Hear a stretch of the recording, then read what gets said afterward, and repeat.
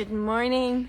I am back, and today I wanted to come on live so that I could talk with the incredible Gary Mitchell, the founder of Planet Rehab. It is such an amazing organization, and I had such a thrilling time talking to him, so I wanted to try again. I tried a couple of weeks ago and it didn't work, so I'm trying again, and I'm so happy to see all of you. It's been a huge month of touring and festivals. Incredible to see everyone again.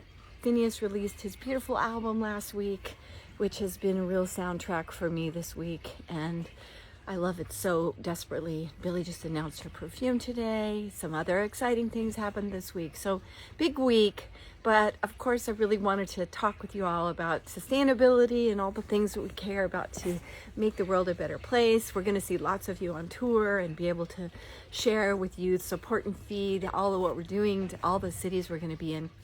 I just wanted to say something a little personal.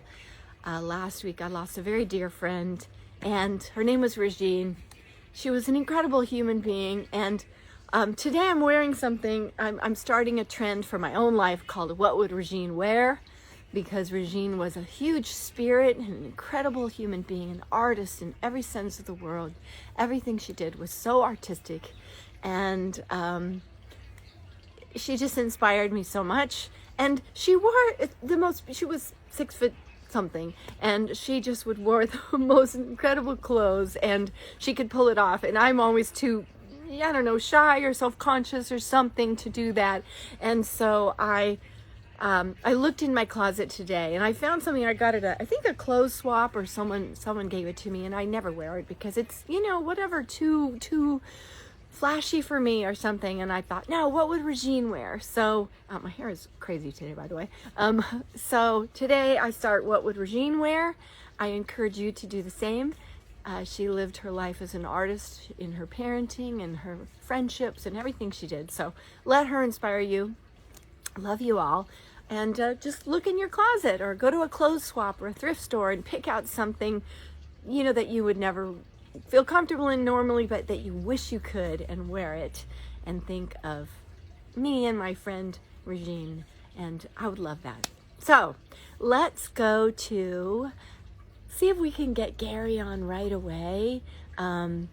Gary from the incredible, oops, I don't know. This has changed. Oh no, please. They changed the app a little bit. All right, we're gonna go to Planet Rehab. Gary Mitchell at Planet Rehab has been doing the most amazing work, and it's so inspiring what he's done with his life. He and his husband have done the most incredible things, and for many years, did we get him? Are we there? Hi. Oh my gosh. We succeeded. Hallelujah. We tried so hard. Was it like 2 or 3 weeks ago? We failed, but here we are. Woo. I feel like I won the lottery. You know what? I think I would feel like I won the lottery if I had that hair of yours. Holy cow. Oh, hey, listen, girlfriend, you're looking beautiful today. Oh, well, thank you. But Gary, Yeah. let's get to it, because look where you are. I don't want to say too much about you because you say it so much better yourself, but we've had the most wonderful talks. I first met you because of Brandon and Jasmine, Brandon Laracuente, Jasmine Garcia Laracuente. They told me about you, what you're doing, what you've done, and I could not wait to hear all about it. And I just want everyone to see what you're doing, hear your story. So tell us first of all where we are and what this beautiful place is, and then we'll go back and you tell us how you got there. Okay, good. Just in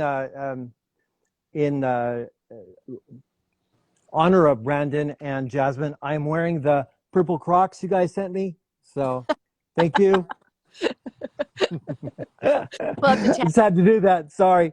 Anyway, so we are in Panama. This is our view. This is one of our boys, Osias. Say hi. Hello. It's Osias. Nice And we are in Dolphin Bay, which is in Bocas del Toro, Panama, which is kind of, oh my gosh, Maggie, it's kind of like a secret location, It's what Costa Rica maybe used to be 30 years ago. And this is our backyard. And we have about 30 acres that we live on here. And this has been the most interesting journey of my life. And I don't consider that I've lived a boring life. So this is pretty amazing. So I am thrilled to be able to share our journey with you. And I must say that I am in awe of what you and your family are doing. I am so grateful for all the efforts that you are making to make this incredibly important message get out there.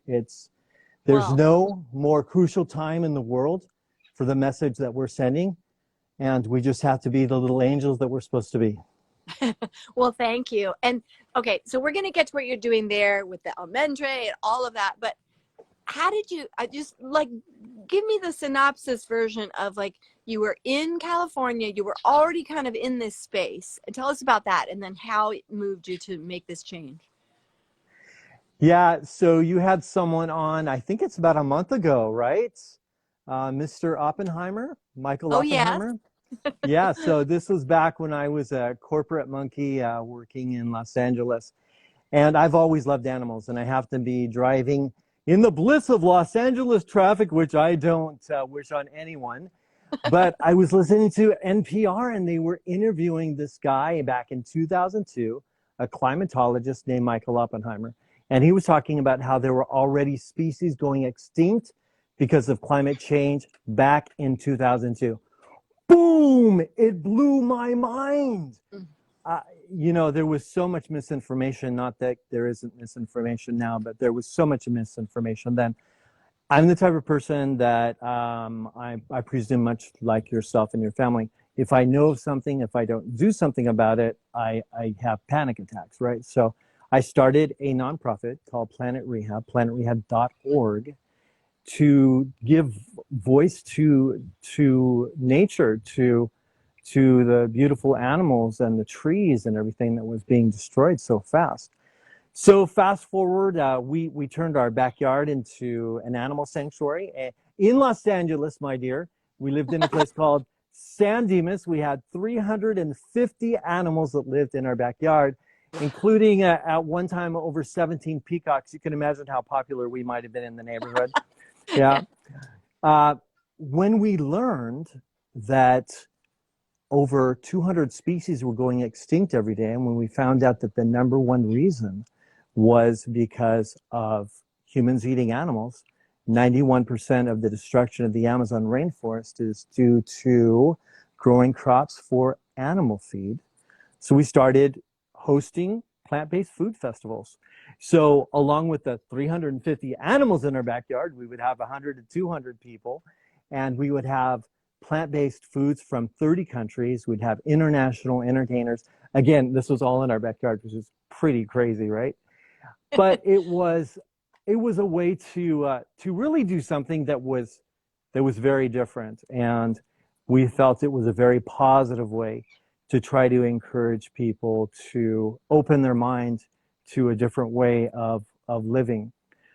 We got to a point where we felt like that was no longer enough, where we really, rainforests are where it's at. As far as land-based species go, rainforests are where it's at. So my husband Carlo and I came down. It had been my dream to live in Costa Rica, if I'm honest with you, for 25 years. And we went down to places that I hadn't seen since 1995. My apologies for all the infants that are in your audience that weren't even born before 95. but I went down to areas that were so crowded, that were so different from what I had seen. And I will just say that fate brought us here. We ended up, it was never, ever our goal to have a chocolate farm. I've got to tell you. So this is what I do. I do two things. I'm the president with my husband of Green Acres Chocolate Farm, which is also a great opportunity because we give educational tours, eco-educational tours, sometimes daily. It's been picking up a little bit more after COVID. And then where my real heart is trying to make environmental change. And even though this was not a place that I expected to be. It was actually my husband's intuition that really pushed us to move here. We have been able to accomplish things that I honestly believe we would not have been able to accomplish any place else. And for that, I mean, do you know, you probably feel like this, but to be where you're meant to be and to be doing what you're meant to be doing, I'm not sure that there's a better feeling on earth. So I live in gratitude, and thank you for asking. That's so amazing. And first of all, everyone is probably like, wait, chocolate farm? What is, an eco tours? Like, I don't know, eco, I'm not sure how you say it, but so people could now come there and see what you're doing and understand chocolate is we could do a whole other Instagram live about chocolate in general and the very dark side of We chocolate. can. Yes, it has a dark side, but the dark side isn't where chocolate came from. Chocolate actually came from Central America. It was, believe it or not, the currency used by the Aztecs and the Mayans, but only the royalty could eat it. The actual Latin name for chocolate, Theobromine, means fruit of the gods. So the way that we do chocolate and the way that everyone that we know here in Panama does chocolate is it's all organic. Chocolate should be grown underneath a living rainforest canopy. That's where you get your absolute best chocolate. This is Osias that I mentioned before. And Osias, he's our number one guy here. We run this whole place with just two guys, and they're amazing. And these are some of the little chocolate things that we make. And I will just put a shout out to my husband who won Best Chocolate in Bocas last year, which is pretty crazy. We didn't know anything about chocolate, so that's pretty insane. But speaking of chocolate, let me show you that this is where chocolate comes from. This is what chocolate is before it's chocolate. And since we're on it, would you like to see what it looks like on the inside? Yes, please. Yeah? Okay. Osias is going to open us one. I think he's going to open this one up for us. Okay. So honestly, for the longest time, Maggie, I was looking for the Hershey Kiss tree. It turns out there is no Hershey Kiss tree. It's a little more complicated than that. But we literally what do you call here. that pot? What is that part called? This is the cacao pod. Okay. This is also another cacao pod. This a friend of ours brought us. This is a mountain cacao pod. So this is how it still exists up in the mountains. So this, guys, can you see okay, Maggie? This is what chocolate comes from. Yeah, let me look at it a little lower. How's that? Yeah. Is that good? Yeah. This is the fruit. So, okay, now this is very important for your viewers. No one can ever, I'm sorry, I apologize for my language. No one can ever give you shit about eating chocolate, ever again, because chocolate has 10 times more antioxidants than blueberries. Chocolate is actually a superfood. Now, I'm not talking about the stuff with all the additives. What we make here is 100% chocolate. So let me show you something. Can you see that? Yeah. Wait. Yes. So you might be able to see the purple on the inside, and the outside, that's called the mucilage. So that's the white flesh. That's the fruit, and the inside is the seed, and actually the seed that later they call the bean. And it's a process that we do all right here. We're all off grid, so we go from this to this to this, all right here. Wow. So what pretty about cool. What about the fruit part? Like, do people also eat the pod and the fruit like just like you might another fruit like that? It's delicious. It's absolutely delicious. Yeah. The fruit part is sweet. The bean inside is actually bitter, but I like the sweet and the bitter. It tastes really good to me. So when you make chocolate, the first thing you have to do is you have to take the fruit out of the pod. Now, people always tell us how great our soil is. I think our soil is so great because we compost our pods, and it really makes a huge difference, right? So how we make chocolate is you have to take the fruit out, and then you ferment it for 7 days. Then you dry it for 2 weeks to 2 months, depending on You know, we are in the rainforest, so depending on how much rain we have. And then from there, we roast it. Then we crush it up. We divide the shells, which inside of these, there's a shell, and you can't use the shell to make chocolate. The inside of the nut is called nibs. And if you guys do happen to ever make it here, you got to try my husband's pretty famous candied sweet and salty nibs. I will tell you, the word on the street is called cacao crack, okay? We're not responsible for your addictions, kids. I'm sorry, we're not. Barry, can I ask you a question? Absolutely. If we just get a bag of cacao nibs, is that literally the seed in little pieces or something else? Yeah, these are just our cacao nibs. And what it is cacao nibs refer to the seed that has gone through the fermentation, it's gone through the roasting, and then it's just chopped up and separated from the shell. So that's what, and cacao nibs by themselves are amazing. I mean, we put them on everything from salads to smoothies. Oatmeal, dude, that is man, peanut butter, bananas, and nibs. And then if you get the candy nibs, you're even like, woo, you're ready to go. Billy always has cacao nibs on her berry bowls. Oh no, I might have to go inside. Shark has decided to visit with the neighbor. I understand. I locked up the Kraken already, so we're safe here. Wow. So we're gonna have to find a way next time somebody's going to the States to take some of this to you guys, because I think I would love it. You might enjoy it. Is Osias still there? Is Osias? Is he doing the whole process? Yes, Osias. Yes, he does. He does from taking the cacao off the tree. We try to do a harvest every couple months or so. The last harvest, he got 523, 523. Okay, 523 cacao pods. And just so you have a frame of reference, there's about 40 of these fruits inside of each cacao pod, and it takes 40 cacao pods to make 1 pound of chocolate.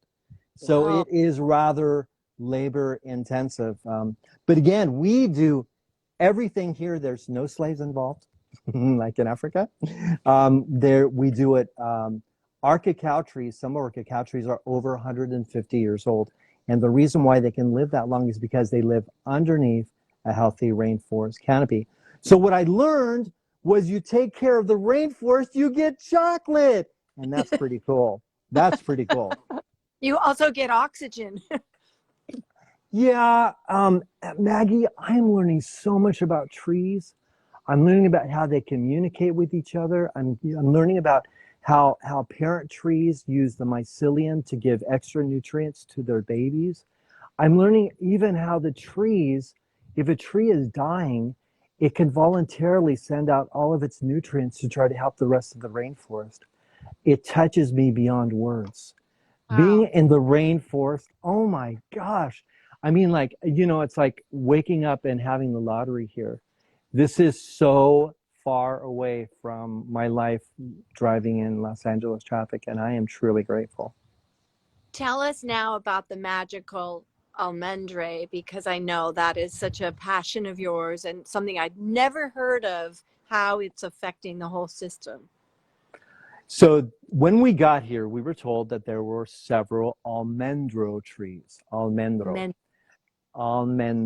And that means almond in Spanish, but it's not the almond that we're used to eating, right? So I was like, oh, okay, good. We have almendro trees. I don't know what the hell that means, but thank you. And then the former owner told us that, oh, by the way, someone had offered to give him $10,000 to cut down one of the almendro trees. Well, thank God he did not take it. And that caught my attention pretty fast. And well, why is that? Well, it turns out that almendro is sought after for construction because it is termite resistant. It is so hard that termites literally cannot eat it. So after we were here for a couple of months, we had at that point 4 mature almendro trees. They started dropping their little almendro seeds. And then before we knew it, we had 50 endangered almendro baby saplings. And then we had 100. Then we had 1,000. And then we had 5,000.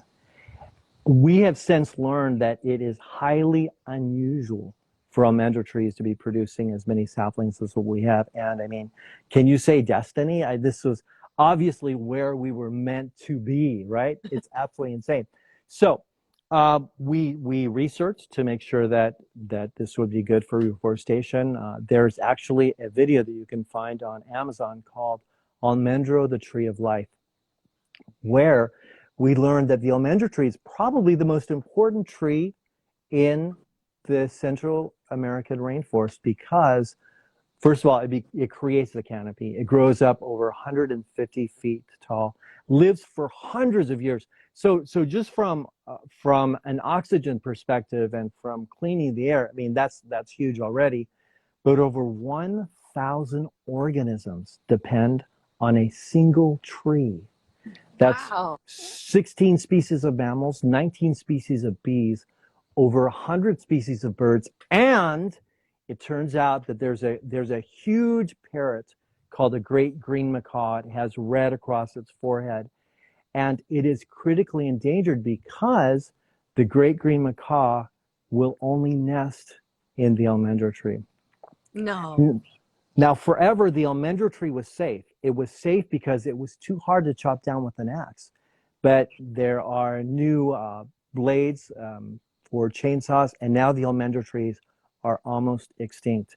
If you can imagine a tree that is that crucial to the ecosystem and having it be almost extinct. So I am super excited to tell you that we, on August 29th of last year, we started our Just One Tree initiative. And since then, working with landowners who we certify as forest guardians. A forest guardian has to own the land. They have to be able to protect and nourish the saplings for the first 5 years. And then they have to guarantee that for the life of the tree, it will be protected. So we've worked with other volunteer organizations such as the Rotary Club and Darklands Foundation, Cacao Blessings, Wasteless World, and we have planted, drumroll please, 4,417 endangered almendro trees in 1 year in 7 islands and 4 areas on the mainland.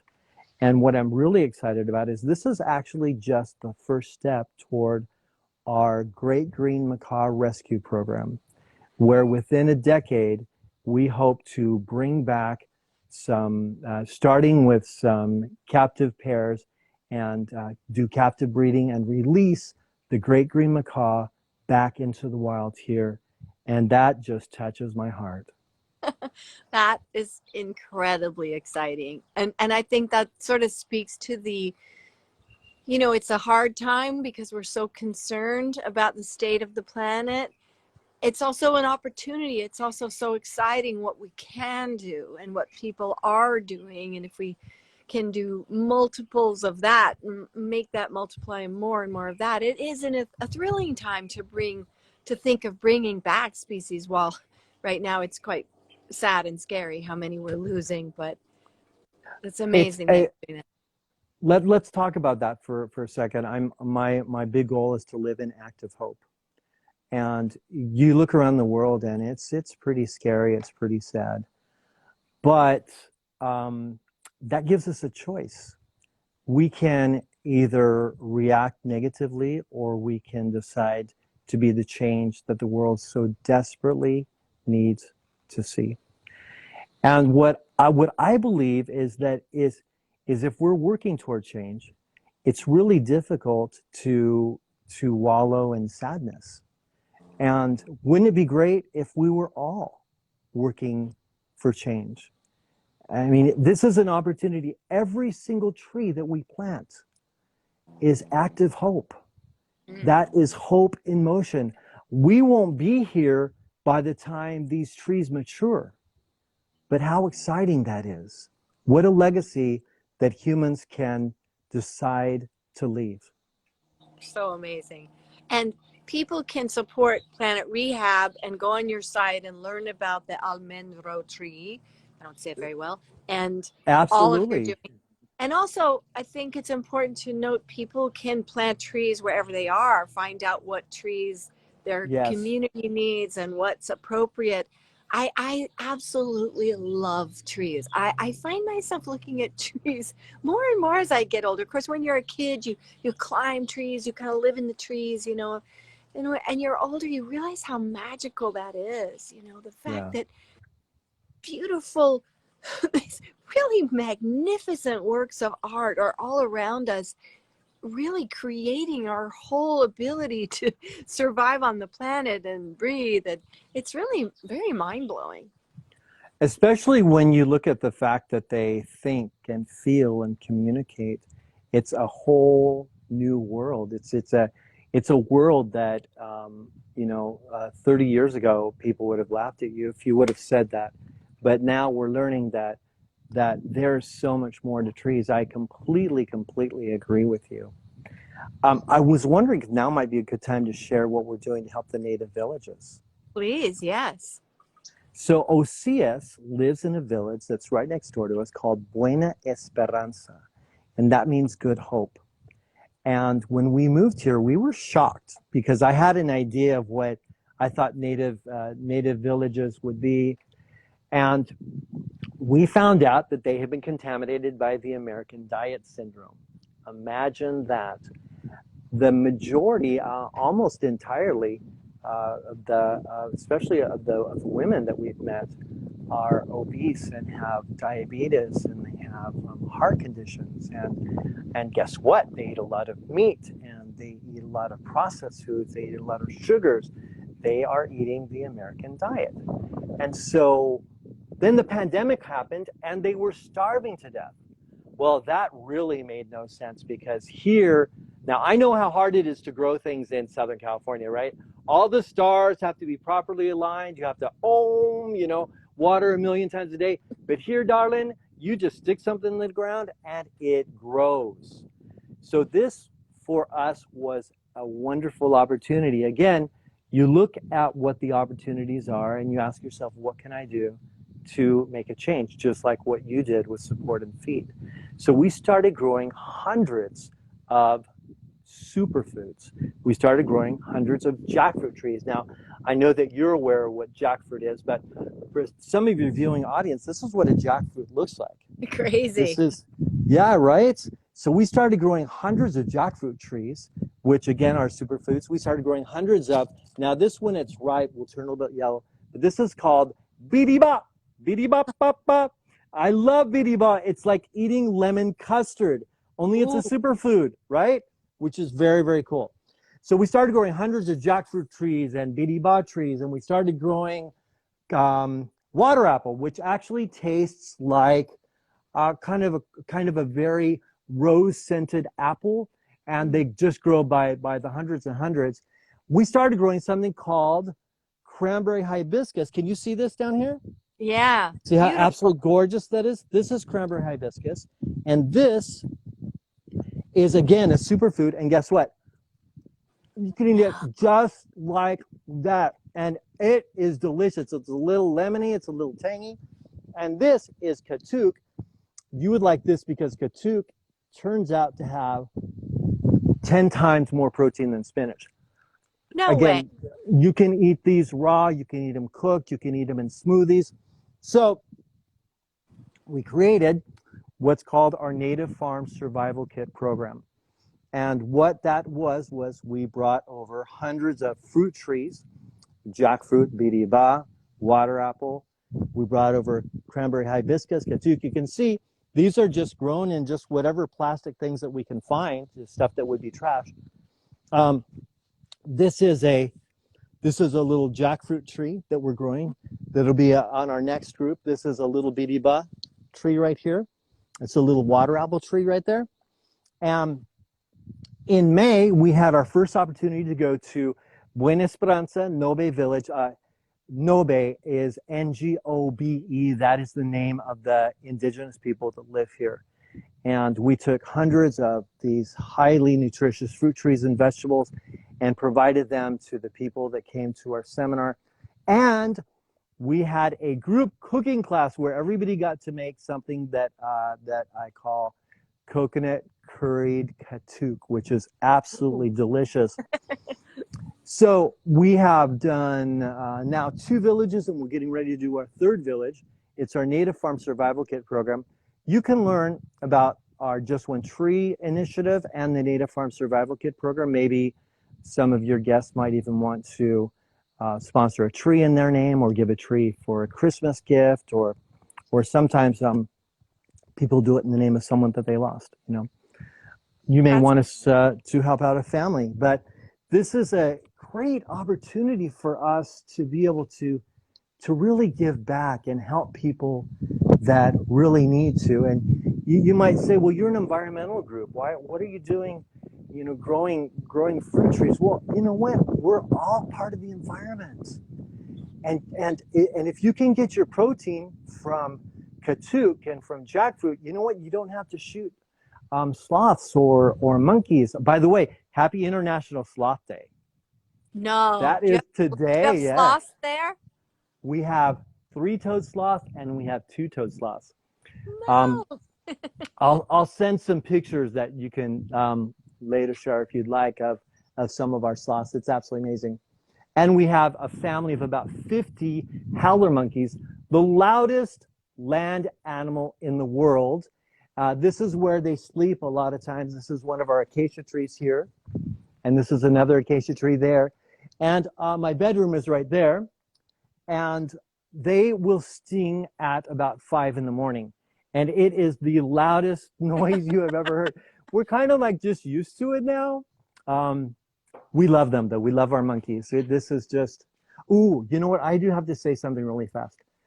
This kind of goes with what we're talking about. Can you see this beautiful, huge tree here? Yes. This is our grandfather tree, Maggie. This is 350 years old. Wow. Now, I'll tell you why that's important. And it goes back to what you do and what we're doing. About 150 years ago, the United Fruit Company came and they took over everybody's land. They planted their Dole pineapples. United Fruit Company later became Dole Pineapple and became Chiquita Banana. But they planted their pineapples, their bananas, cacao, and they cut down every tree that they could use to create crates to ship off their fruit. And this tree, our grandfather tree, as far as we know, he is the oldest tree on our property, and he was not cut down because it turns out that this is a type of ficus and it's not good for construction.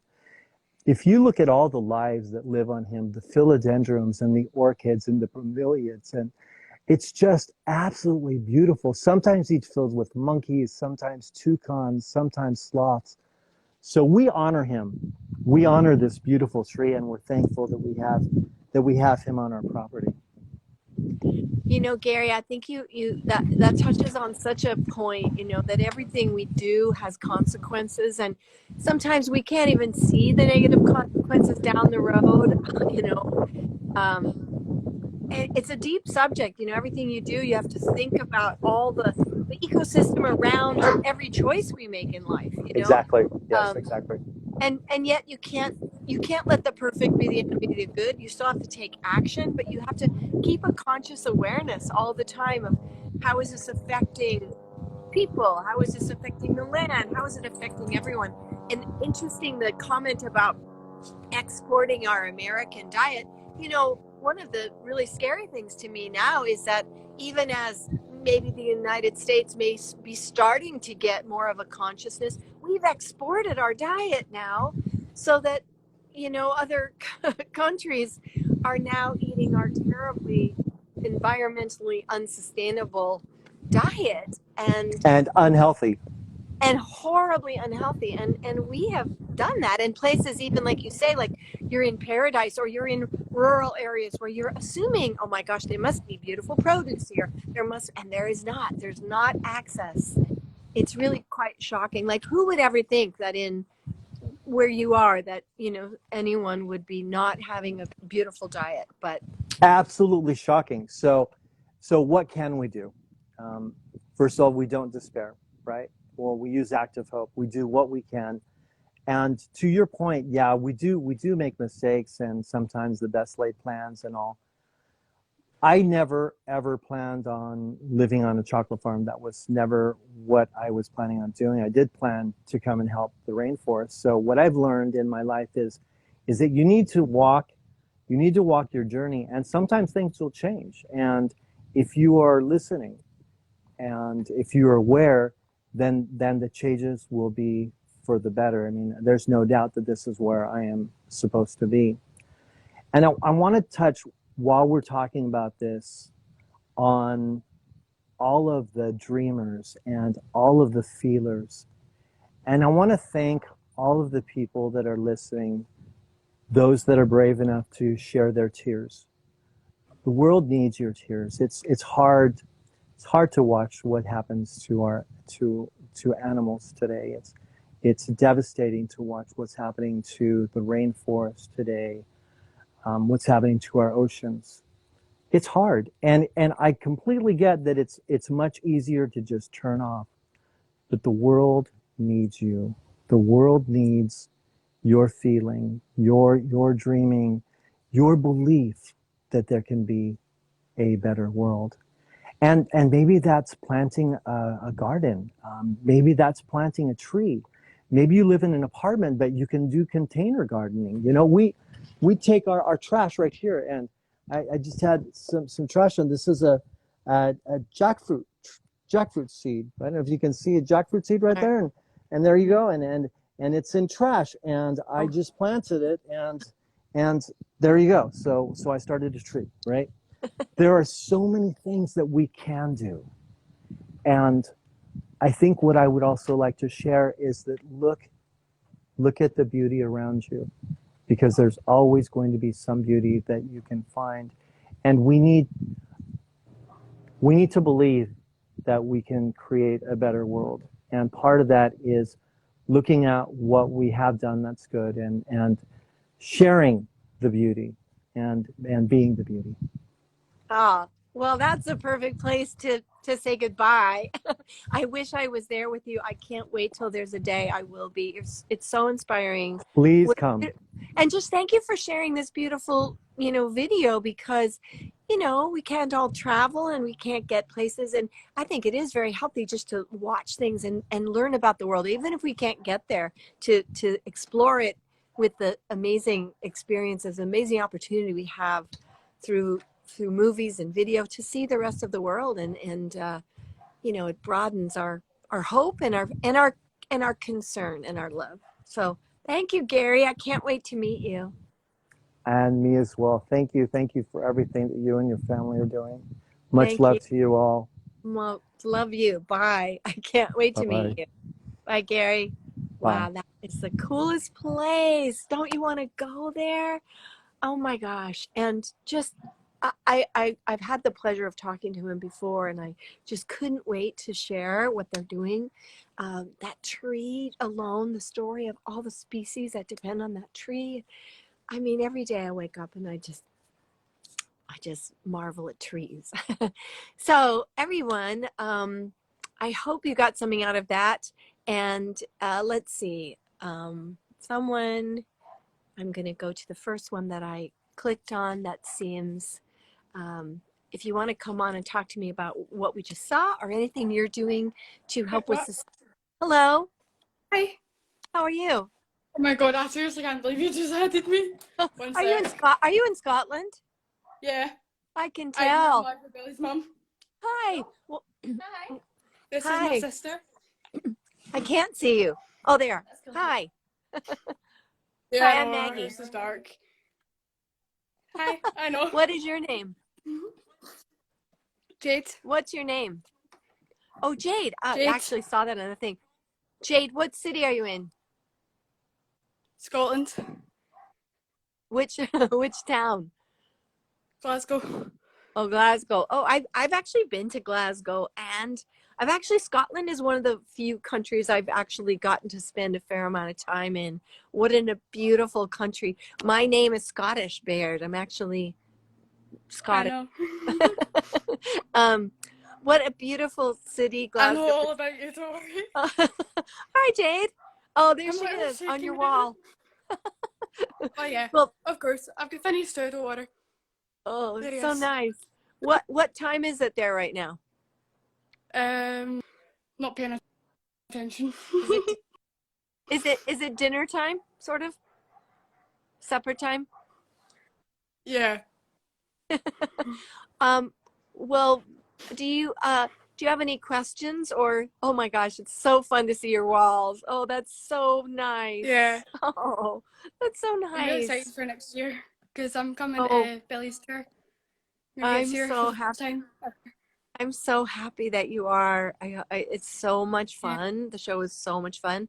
Um, Yeah. what do you have any questions? You know, we're going to be there on tour with Support and Feed. We'll be able to um, Ooh. Okay. provide Can we meals. Yeah, we're gonna be there, part of the eco village of in the arena, and we'll be able to feed some. We'll connect with the local orgs in town, and yeah, be able to provide nourishing meals and amplify the mission of other organizations in town. So we're super excited. Do you have a plant-based food that you love? I've got quite a lot. What would tell us one? Flaffles. Falafel?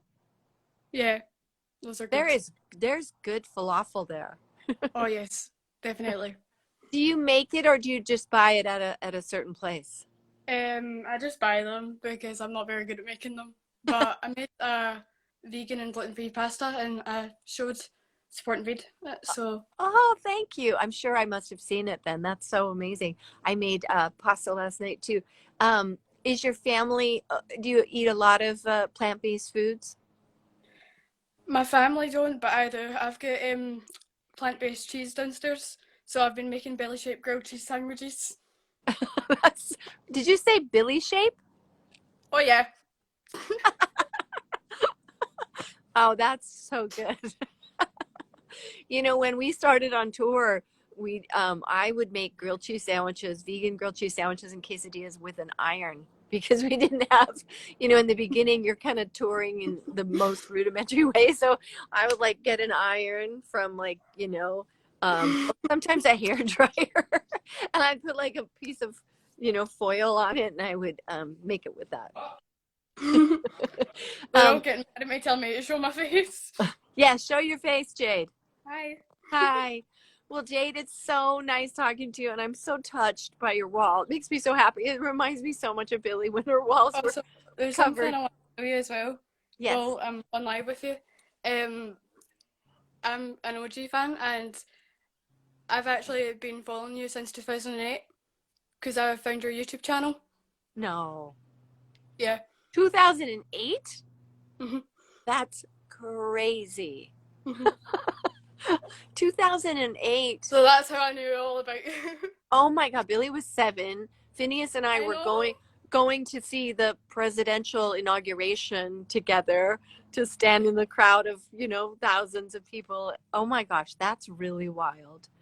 Well, Jade, I'm just honored to talk to you. Thank you so much for joining us. And I'm going to wave out in Scotland and hope I'm seeing you and we'll find each Hopefully. other. Thank you, And I've Jade. also got a surprise for Billy as well. She doesn't know about this, but me and the fans have been working together because we've wrote a wee album like from us. So we've got an album that we're gonna give her. It's like all songs that we've written about her. Oh my gosh, that is so wonderful.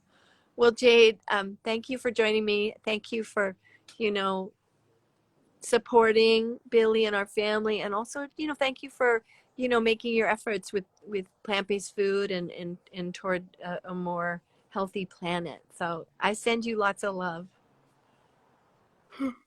Thank you Have so a, much. Love you. I love you too, Jade. Have a wonderful day. Bye. Bye. How nice. Oh, you all are so wonderful, and I'm very touched that you care so much about our family, but also really about the planet and each other, caring about each other and everyone who's on the planet is really what matters. So I send you love. And again, find something to wear that you haven't worn recently or maybe ever in your closet or at a clothes swap or a thrift store and think, what would Regine wear? And I would be honored. So I love you all. Have a great week, and I'll see you soon. And I can't wait for the perfume.